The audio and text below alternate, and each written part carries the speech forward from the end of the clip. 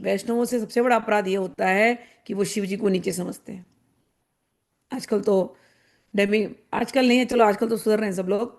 बीच में एक ट्रेंड चला था डेमी गॉड करके शिव जी को नीचे बता देना। आज ही मैं क्लास ले रही थी और काशी का महात्म्य बता रही थी। और काशी का महात्म्य किस में आता है? स्कंद पुराण में।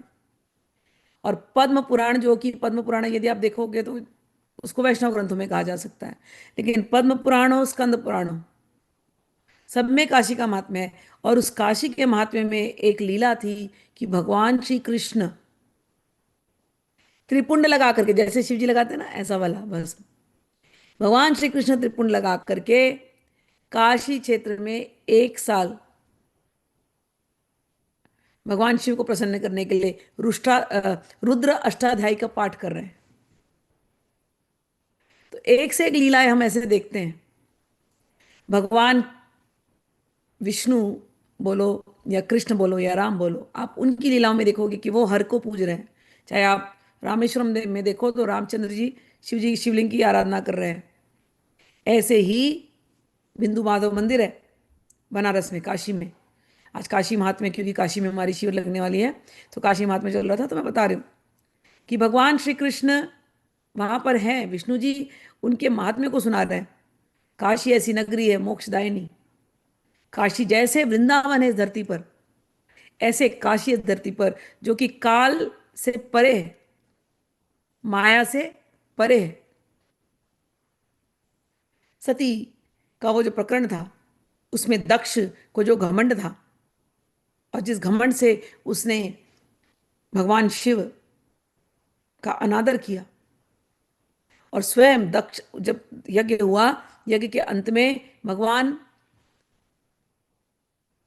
प्रकट हुए, भगवान, और भगवान ने कहा कि कोई मुझ में मेरी त्रिगुणात्मिका माया सती जो हो गई और शिव में और यहां तक कि ब्रह्मा में कोई भेद बुद्धि करता है तो वो अज्ञानी है।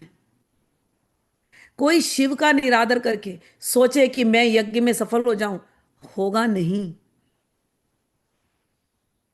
मुझ में और उनमें भेद करना नहीं। हरिहर तत्व में हम भेद नहीं करते।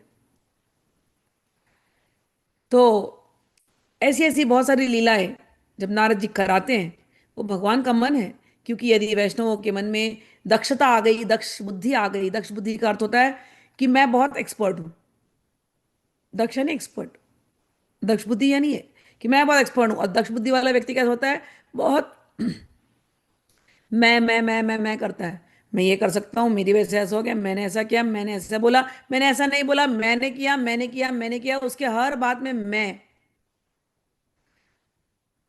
दक्ष बुद्धि वाला व्यक्ति अपने आप को बड़ा अरे मैं ध्यानी, मैं तपस्वी, मुझे तो सब आता है, सब लोग देखो मेरा मान करते हैं, मुझे तो कितना ज्ञानी। हर बात में मैं करना, वो मैं निकालना, भगवान उस मैं निकालने का काम करते हैं। तो जब ये हुआ था, जब ये सती का प्रकरण हुआ था, तब दक्ष का सर काटा गया था और दक्ष के सर पर बकरे का सर रखा गया था। और बकरे के मुंह से उसने मैं करके कहा। और वो जो मैं किया, वही जो हम लोग रुद्रम चमकम पढ़ते हैं, तब सुन लो ये बात। जो विष्णु के भक्त हैं, दक्ष थे, दक्ष का सर काटना का अर्थ है उनके अहंकार को काटा गया। और जो वो कह रहे थे कि मैं ऐसा, मैं वैसा, मैं ये भक्त, मैं बड़ा आदमी, मैं बड़ा कर रहे थे, उनके मुंह से सब कुछ निकल करके फिर उन्होंने भगवान शिव की आराधना की सामने। बहुत वो कथा बहुत डिटेल में है, लेकिन मेन बात यह है क्योंकि आज अभी श्रावण का महीना भी चल रहा है, और चूंकि रुद्र भगवान का ये सीजन है और हम नारद जी की बात कर रहे हैं, और उस प्रकरण में ये सती का प्रकरण आ गया, तो कह रही हूँ कि तब उन्होंने, दक्ष ने जा करके फिर भगवान का नाम लिया है, शिव जी का।